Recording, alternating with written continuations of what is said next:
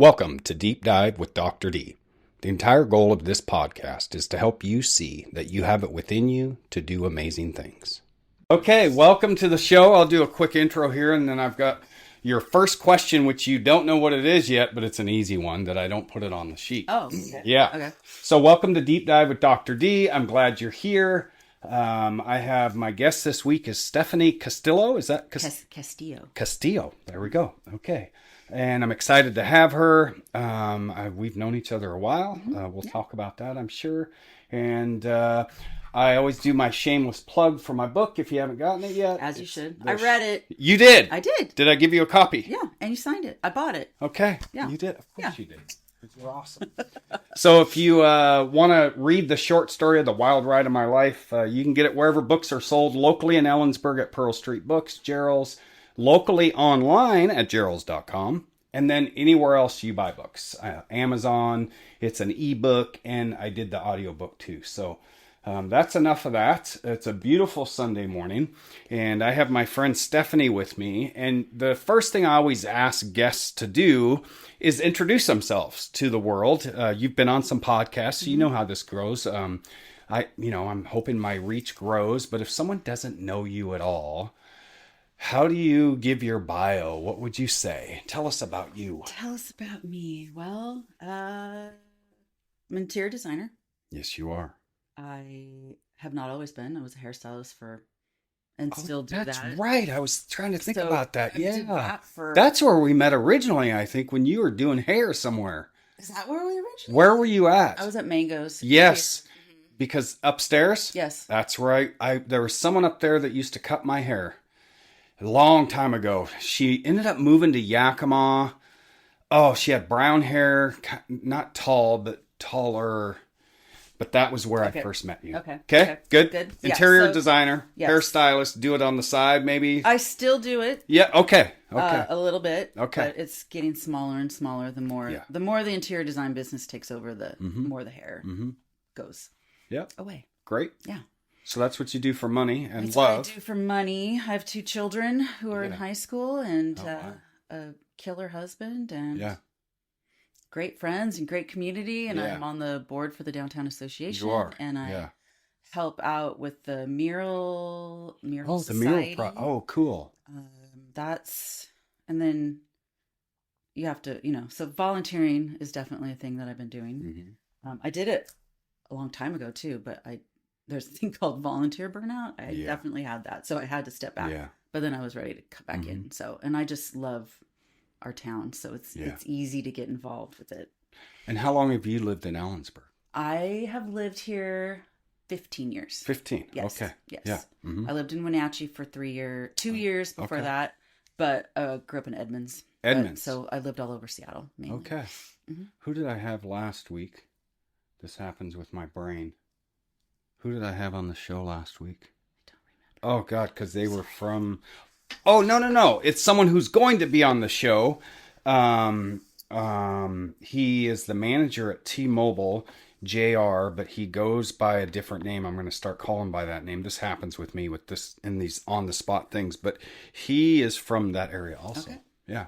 Okay, so that's where you were born and raised in the Edmonds area. Born and raised in Edmonds, okay. Yes. All right. So what brought you to Ellensburg? One of those long stories. My brother lived here. Okay. He was one of the first chefs that helped open Swiftwater when it very first opened. So he was a chef there. His best friend helped open it. So we thought, it'd be fun to live by my brother and his kids, and how cool. And then my brother pretty much left immediately. We're like, so do we chase my brother? Wow. Or do we finally? So we just decided to settle. But I still commuted. I worked at G. Moore's in Seattle. I went to work on the West Side every weekend. Wow. But I had little kids, so I could stay home during the week, and then I worked on the weekend, made enough money, and my husband at the time, ex-husband now, he worked at the Starlight when we first moved here. Yeah. What was his name? His name was Zane. Okay. I mean, his name still is Zane. What was the owner's name? Not Dorothy. It was Doris. Doris. Yeah. I did some work with her on the risk management side of things. And she was such an awesome She was a hoot. Yeah, she was great. And then we I had to, it's really hard to make friends or community when you leave every single weekend. So I decided that I needed to find a job here. And Okay. I found Mangoes. Okay. And I, being a hairstylist over in Seattle, I was charging a lot of money for haircuts. I was making a lot of money. And then I came over here and I had to. Oh, yeah. I think I had to start making minimum wage. Yeah. That was rough. But I started from scratch. It was super humbling. And built myself back up again. And then did that for 10 years. And then, COVID is really what changed everything. Okay. Of course. Okay. I was working at the salon and I had already gone to school for interior design while I was working.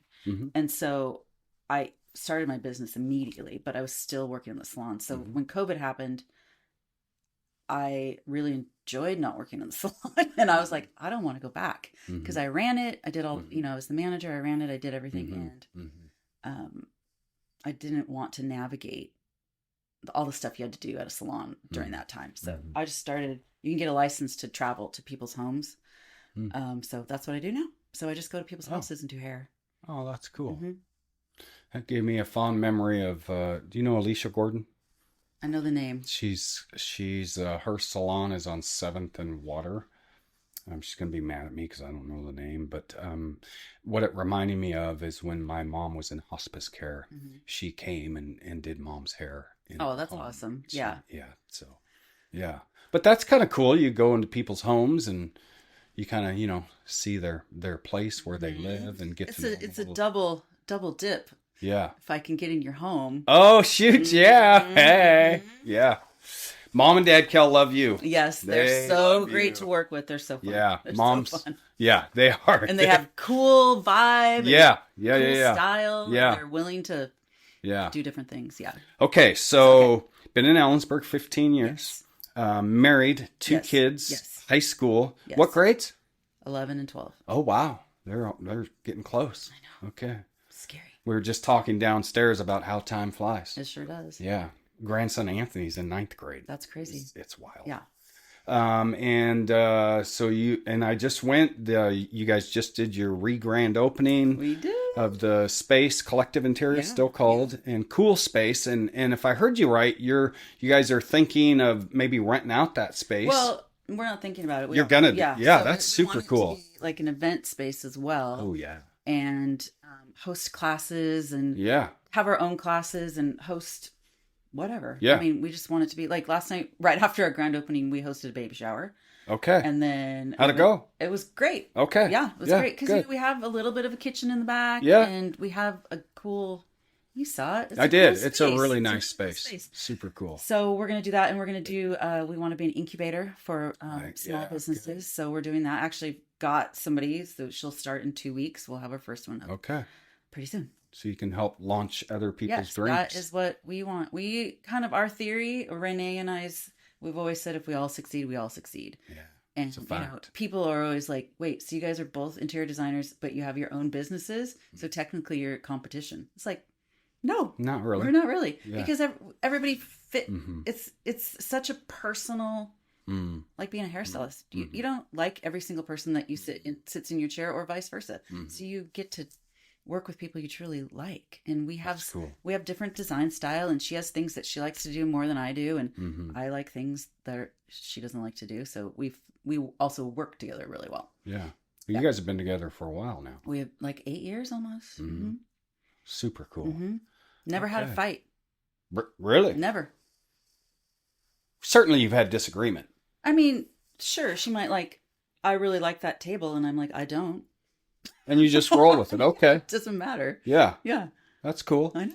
Like me and Katrina, kind of different realm, but she's your work wife. She is my work wife, yes. Me and Katrina we've been together 15 years and we've had disagreements, but we've never had a big crazy fight. Yeah. Partly because we disagree and we go, okay, well, let's move on. Yeah. Yeah. Well, it's also about communication. Yes. It's a very adult thing, but it is such a tiny, it's everything. Communication is everything. It really is. With all your people, not your married people, everybody. It is. Yep. That's a fact. Okay. Okay. Well, thank you for that great introduction. Yes. So you want to dive into a question? Do it. Okay, here we go. And I create these questions, if you're watching or listening, for each person that comes on the show. I create these questions based on what I know about them, and we kind of roll from there. So you've built something meaningful through your work with Rumble Interiors. What originally drew you to design, and when did you realize it could become more than just a passion? Well, good question. I have always liked it. I've always been that person that rearranges the room a million times and changes things. I just like change, and I love the freshness that it gives when you feel something different. It feels different in the room. So that's always been with me. And my mom always kept a very neat house, kind of like you were saying downstairs. So my mom definitely influenced that. Granted, her style was, back in the day, was very 70s, which I still totally love. It's coming back. It is. It has been back. Yeah. And so, but when I was doing hair, my back and my hands and my feet, things started hurting, and I was like, am I really going to stand behind the chair until I'm 65 and do hair? And I'm like, I don't want to do that. So I was like, okay, well, what is my next thing? And it was on Instagram, and a little pop came up of, oh, you can go to interior design school online. And I was like, I didn't even know that was a thing. So I put a little poster up of it on my bathroom mirror, and I just kept looking at it, and my husband at the time was like, when are you going to do that? And I'm like, I don't know. I'm scared. It's school. Yeah. I have to go back to school. And I was never really a school person. I went to beauty school, and I barely graduated high school, but going to school for things that you love, though, is totally different. Yeah. So I went back to school. I worked full time. I had 2 little kids. Wow. And I just made it happen. It took me about a year, and I loved it. So you saw the writing on the wall. If you stayed in your current role, I would be decrepit. Yeah. For you, it wasn't going to work. And your mom, she kind of always kept a neat place, kind of like my mom. Yeah. And you're just like, oh, this is something I'm interested in. And then after, I immediately opened up my business. And then, when did you and Renee meet? Well, that's what I was just saying. Okay. I also didn't know or had never talked to an interior designer in my life. Okay. So I'm going into this not having any clue how this works. So once again, I get on Instagram and I type in interior designers in Ellensburg. Great. And she was the only one that popped up. Okay. So I sent her a message and I said, hey, good for you. Will you get coffee with me and be my mentor? Wow. And she was like, sure. So our first date, she no-showed me. And I was like, oh, this is a good start. Red flag, red flag. Yeah. And then she had just, it was totally fine. But then we finally got together, and I tell this story all the time because it was like, we're at D&M and we're having coffee, and we were probably 20 minutes into our conversation, and I was like, I think we need to do something together. Okay. And she goes, I agree. Oh, wow. It was that fast. So you're still in school at this time. I was done with school. Okay. She was working at another place that she, and she had just bought the wallpaper business. Yeah. So we was have kind that of wallpaper in the Fifth Avenue house. Yeah, go ahead. So we just started meeting all the time and like getting together and just trying to hash out. Like I had my own business. She had her own business. We didn't want to be in business together necessarily. Okay. We wanted to keep our own entities. And then she brought a third person in. And then we kind of just kept coming back to this one same concept, which was space sharing. Yeah. And so we all 3 went into one building, and I think everybody was so confused what we were doing. We were like, we're 3 different interior designers. We just space share this place. But I think it took us maybe like a year to get it all figured out. And then Trev and Renee ended up buying the building that we're in. So we were like, okay, well, this is perfect. So that was a huge remodel. I think it used to be a dentist office, and it had like 11 different ceiling heights all over the place. Yeah. We had it was a lot. So got that done, and then I think we opened in October, and then March was COVID, and we were like, okay, well, I guess we'll see if we make, and somehow we made it through that time, and reopened. You guys made it through that time because I did a remodel during COVID, and Renee, we communicated through messaging or something, and she delivered the wallpaper to my door. And I think I don't remember how she taught me how to put it on the wall right, but you guys you adapted. Yeah, we did. You had to. And dang, the wallpaper business during that time took off. Crazy. It did. Like I had to go in there and help her and ship wallpaper because everybody was sitting in their homes, right? Yeah, we didn't have anything to do. Going, what can we do? So yeah. Lots of wallpaper was needed. Yeah. But then we opened back up and Yep. we all just kept working. So yeah, she's been my biggest supporter. She is a huge advocate for us and for me, and she's got my back. And her and Trev are just like, yeah, they're awesome, solid people. Yeah. So we wanted to do, we didn't want to have retail anymore, and Sam needed to have a better. It's funny because that spot, you'd think, oh, this is not so far off the downtown. Oh, it is. So she needed a better location for retail, and we didn't think we needed that necessarily. So her going over there is going to be way better for her business. So we're just going to be a complete showroom now. So but that's how. And that's where you're adding in the renting out the space, because you and I think alike. Like, how can we use this in many ways to make money and keep the business going and do those things? And we're just super into our community, and you guys are a lot alike. You and Renee are in that. You're very involved. You do a lot of good work for the community. You're both good humans, both smart business women. Like, wow, it's super cool. Thank you. Yeah.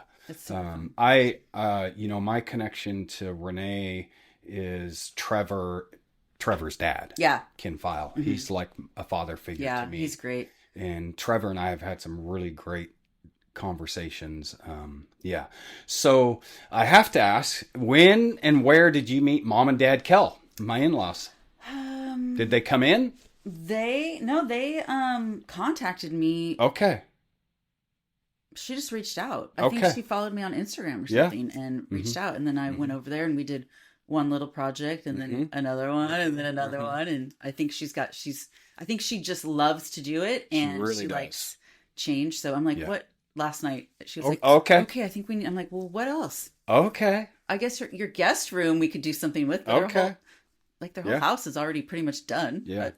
What you did with that laundry room? Yes. Really cool. Because that's a narrow wall. I remember when they said you guys were putting a cabinet in there, I was like, ooh, how's this going to work? Good job. Yeah. Well, we had to custom it and make it. Yeah. So. You did. Just make things work, Super cool. There's really not anything you can't do. Hey, I'm with you. You're speaking to my philosophy, and why I have this podcast is to help each individual see they have it within them to do amazing things. And look at you go, right? Well, I mean, I can't say it's not scary, but no. I have it's actually a Madonna quote that I have had with me forever. And she once said, if something scares me, that generally means I have to do it. Yeah. And that's pretty much how I roll. Yeah, that's cool. And like my this tattoo says jump. My favorite Madonna song is called Jump, and I have some of the lyrics on my back. So I jump into things without really looking, and I prefer it that way. Yeah, I like to learn as I'm going. Different genre, but one of my favorite all-time albums is Van Halen's 1984. Another question? Do it. Yeah, this is cool. Interior design isn't just about aesthetics. Nope. It shapes how people feel in their homes and businesses. How do you think space influences confidence, connection, and daily life? Honestly, the more I dive into this subject, it is the top of the list, right? Your home is your happy place, your safe space, your sanctuary. Yes. And you should have good energy in it, and it shouldn't make you feel yucky or bad or guilty or and that's where, because I do feng shui as well, so that's where the feng shui comes in, which I just always have in the back of my head regardless if somebody is actually asking for it. When you walk by, let's say you have a painting that Uncle Rocco painted, and Uncle Rocco was a jerk. Yeah. And you don't like him. Yeah. But you might like the painting, or I don't know, he gave it to you and you feel guilty, whatever. Subconsciously, every time you walk by that, it's going to affect you. Yeah. And same with furniture or whatever. Where did you get that piece of furniture? Mm-hmm. I'm all about antiques, but Mm-hmm. where did it come from? Mm-hmm. Did you sage it before you brought it in your house? Mm-hmm. What is it carrying? Every single thing has energy. Mm-hmm. Everything. Mm-hmm. So I could pick up in here anything. Mm-hmm. Please. And you could tell a story about it. And if it was to be Madonna. Yeah, that's funny. That's perfect. And you probably have a story about this and have some energy attached to it. Everything. And I can tell just by your space that you could tell me, we could sit in here for 3 days and you could tell me about every Don't little get me thing going. in here. Yeah. But that's curated design to me. That's what it should be. And we got away from that because it was all about, resale value, resale value, resale value. Because housing, it's like you didn't want to do anything too crazy to your home. Yeah. Well, what happens I think that is you don't actually live in your house. Yeah. You're just waiting to sell it. You're just waiting to sell it. So I feel like we're kind of getting a little bit away from that. And you want to, like, I don't really love going to TJ Maxx and buying art. Okay? I want you to go to a concert. I want you to hang your albums on the wall. I want you to have a piece that you went to an art gallery and you fell in love with, and so it's hard to just decorate your house like that. It takes some time and some curation. Yes. And we can do it, but I love to work with people who already have things, and let's take those things, and that's your personality and that's who you are on the inside, and let's use those things to express yourself. And that way, when you walk into your room, I bet you walk in here every day and sit down, you're like, I love this space. It's my happy space. Yeah. It's, and it's something with Katrina and I, as long as we've been together. Well, let me say this. So you're speaking so powerfully in the world of helping people find their path out of, up and out. I preach about your home is your sanctuary. I speak about it, and you need to protect that space, but also make it your own, right? We talk about people just need to change their lives, blah, blah, blah. And it's like, where are they living? Do they have a safe place to live? Number one. And then what is that space? And so I appreciate that you talk about that. And then I always like to share in a very fond way. My mom, I shared this with you. We always had a clean home. We always had a nice, orderly home. But it wasn't a safe space. Yeah. It was not. It was always changing in that we moved so much. But I think Mom, what kept her feeling somewhat safe is she always, like, we would move in the middle of the night, Stephanie, and us kids would wake up, and it was like we'd always been there. It was weird, right? Looking back. Yeah, that's a little weird. So as I've been an adult and find my path up and out, like, my home is... Katrina's the same, is our safe space. The preschool, she designs it. The kids come in, and we hear that from people. Wow, this is really, I feel comfortable here. And you're speaking about how important that is. Well, we've all walked into places where you're like, oh God, this feels terrible. You don't really know why, but it doesn't feel good. That's just bad feng shui. And then you've walked into places where you're like, this is cool. This feels good. Yeah. Now, I walked downstairs this morning, and and sometimes old houses are a little strange just on their own, but you can feel the energy of a place immediately, how it feels, and the vibe, and the people that are in it. And I mean, your house felt great, but I have definitely walked into places where I'm like, something's up. I don't like this. Yeah. And feng shui has a lot to do with that. And I think if you're intuitive, just in general, you kind of automatically do good feng shui in your house. There's more, you can really dive deep into all that stuff. But I think that your home is a reflection of who you are, and you should not be afraid to express yourself, especially in that place. If you want to have an all black bathroom with gold panthers all over the wall, and that brings you joy, you should do that. Yeah. You should absolutely do that. Yeah. They make these, new homes nowadays. It's just white. Yeah, white and gray. It is. White and gray. Yeah. Well, they make them like that because they're for you to do something with. Do something with it. And I think a lot of people just don't. It's overwhelming, first of all. It's super overwhelming. It is, to figure that out. And so that's where, that's where I come in. It's super cool. So tell me about, in the realm of businesses, like, I mean, because I'm thinking about, the places I go into and like Fred Meyer, or, I'm both world kind of guy, small business, big business. Yeah. But so how do you, like, let's talk about maybe a small business and you walk in, what are you looking for in a space where customers come and go, and as far as design and things of that sort? Ambiance. I have to have good ambiance. And what does that mean? Well, for me, no fluorescent lights up above. Oh, yeah. Lighting needs to be more layered.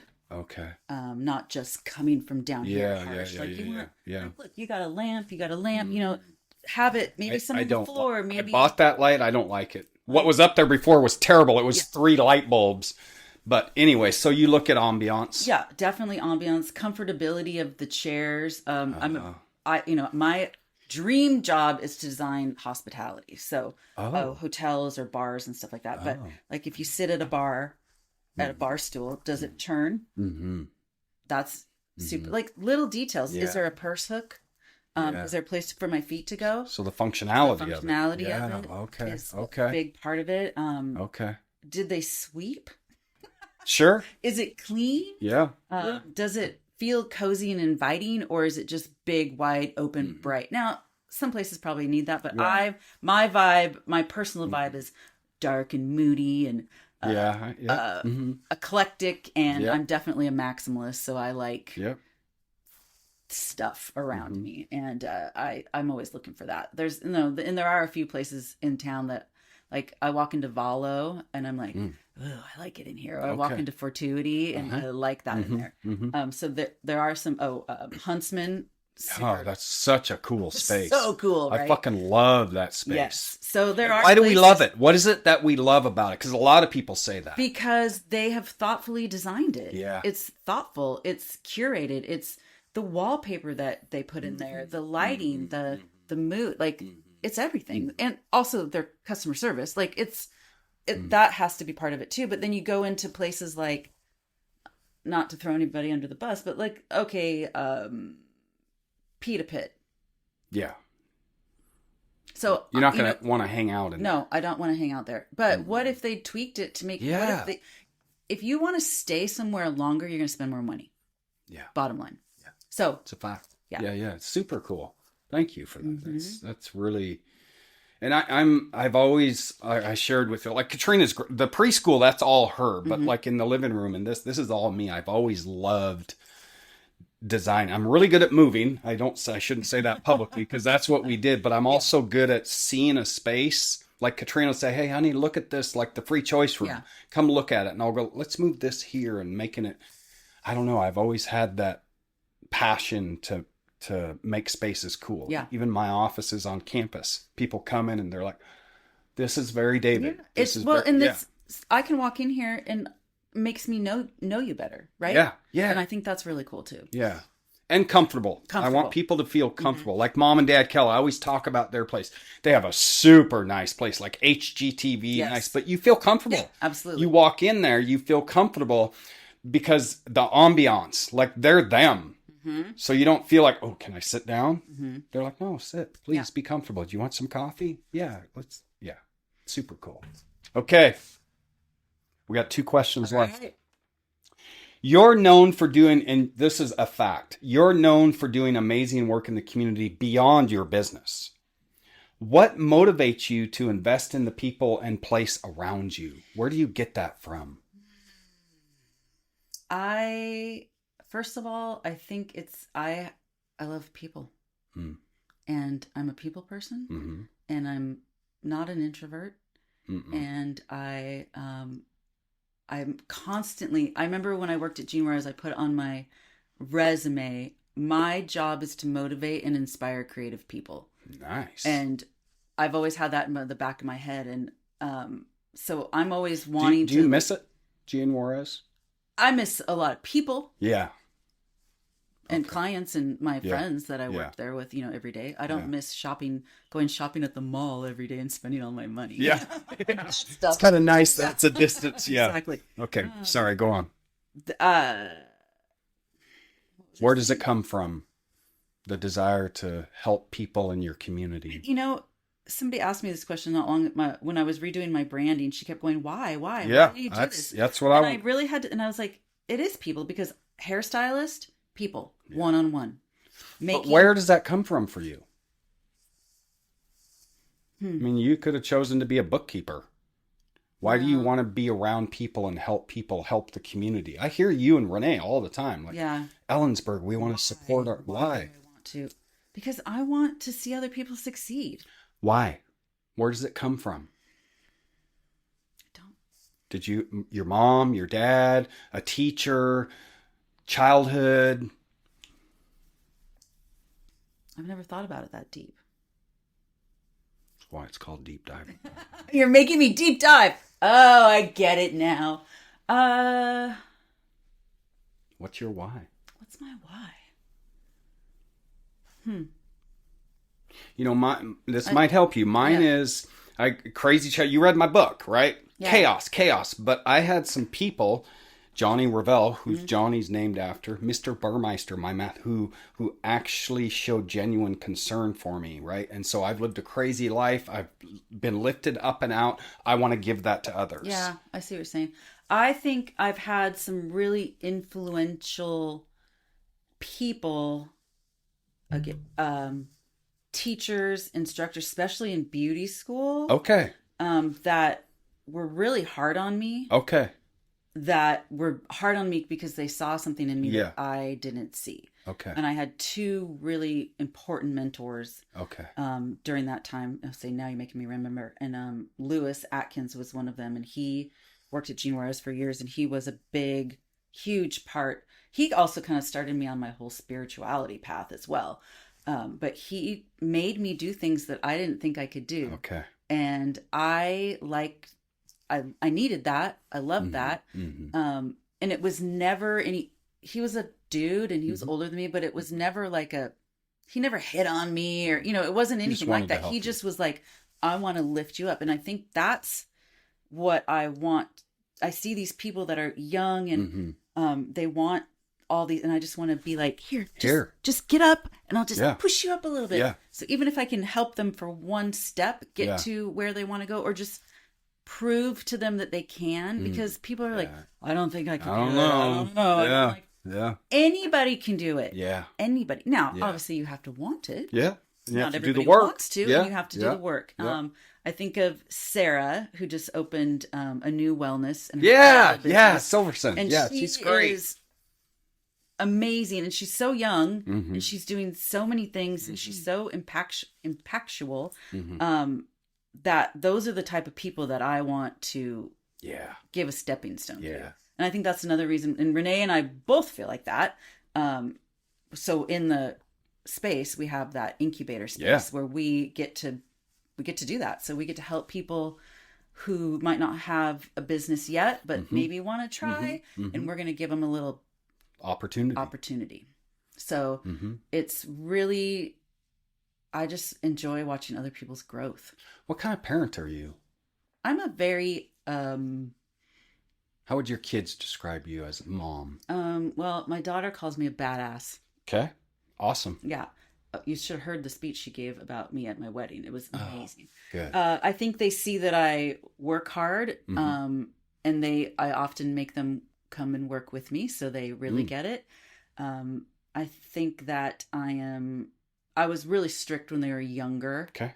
And now I've always told them, I trust you until you do something. Okay. So, and they haven't done anything. So they keep getting trust, and they keep getting more and more freedom. And so you allow them the space you empower them to make choices. Yeah, I hope so. I think maybe But certainly you have guardrails, right? Of course. I might, Steve, my husband now, has been like, you might need to let my son, like, let him go. Because he's my baby. I'm like, I don't think I should do that. I don't know. Okay. Just let him go. And he did it, and he was fine. They got to let him grow. You seem fun. I might be fun. I don't know if they think I'm cool or if they think I'm crazy. Probably a little of both. Yeah. I'm thinking of my grandson, Anthony. He's 15, and, I know he said not too long ago that his friends like me. I'm like, oh, cool. Okay. 'Cause I think you and I are similar in some ways.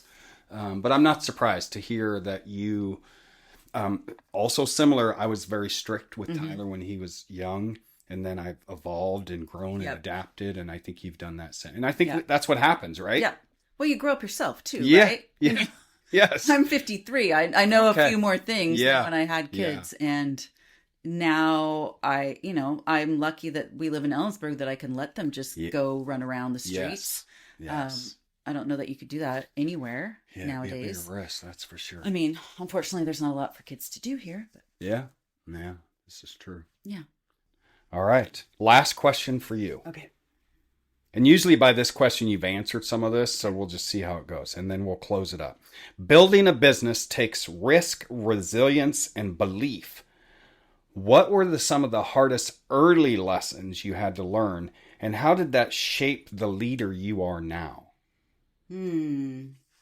What were those early struggles? Well, I mean, there were some struggles like when you have to pay your taxes and you didn't realize how much money you needed to save for that. And there was, at one point, I had a really good year and I thought I saved enough and I did not. And it took like all my savings and wiped me back down to like nothing. Yeah. And I had to pay and I had to kind of start all over again. Yeah. So we're not going to do that again.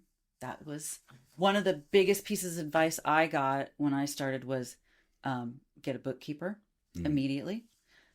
So I did that. Yeah, that was, good. Business wise, that was a really good piece of advice. Good.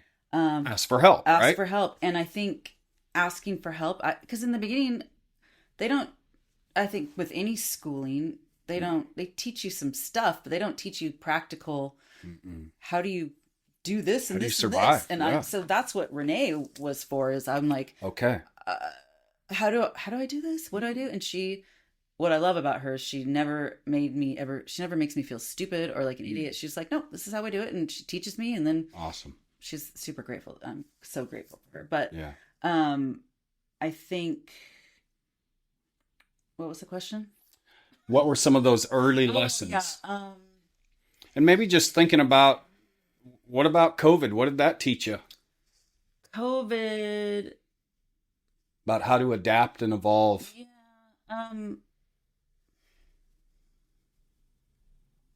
What did COVID was amazing for me. It changed my life in a lot of good ways. And it got me to my business quicker. It got me to think outside the box, which was scary, risky. Yeah. Yeah. I just think you have to have people that believe in you, and there are always going to be people that tell you can't do things, right? And those are the people that, if somebody in my life is going to tell me I can't do something, I don't want that person in my life anymore. That's not my people. Yeah. So I've really I've curated my core group of people as well, that they all are believers, and I'm vice versa for them, That's why the another thing that I did during that, which was the Wine Women Wednesday group. I started one right before COVID. And I remember we were all like, should we still do this? I don't know. Are we going to all die in a couple days? And we did it, and it was fine. And then everything went dead. And then I started it back up again. So now we've been doing that for 3 years, but I don't know what I'm talking about anymore. I'm sorry. You're fine. You're talking about how to adapt and how to get through challenges. And you heard something that I talk about, when talking about our home. The next most important thing I talk about is your circle of influence. And I say to students, I say to anyone that will listen to me when I'm doing this about this, that if you have naysayers in your life, delete them. Yep. Right? Yep. And that can be difficult. I say this if it's family. Well, you can love from a distance. Absolutely. But just because they're family doesn't mean anything. And really. Like you were talking about with having Uncle Joe's thing up, you feel that guilt. I'm like, screw that. No, yes. Right? Life's too short. And I don't, it's not in a mean-spirited way, but I'm very, me and Katrina are very picky about who we allow to influence us. And I heard you talking about that in your own way, that it's important to you. And that's how we get through challenges. Yep. Yeah. I think people are so cool and talented, and interesting, like just fascinating. Mm-hmm. But not everybody's for everybody. And No, that's okay. I prefer quality over quantity. Yeah. And I have friendships that go back to kindergarten and people that I still am very, very close to. Mm-hmm. I have these pockets. I've got my kindergarten friends, I've got my elementary friends, I've got my middle school, and then my high school, which are kind of all the same. And then my beauty school, and then my Jean Juarez, and then mangoes, and then EDA friends, and then business friends. So it's like, you just get all these little pockets of people that are supportive. That's good. I don't know. And I think, I'm turning 59 this year, which is wild. And you said you're 53. I think it's also, as we age, we make different choices in regards to who we allow into our life. Because we realize how impactful it is, who we allow to influence our brain.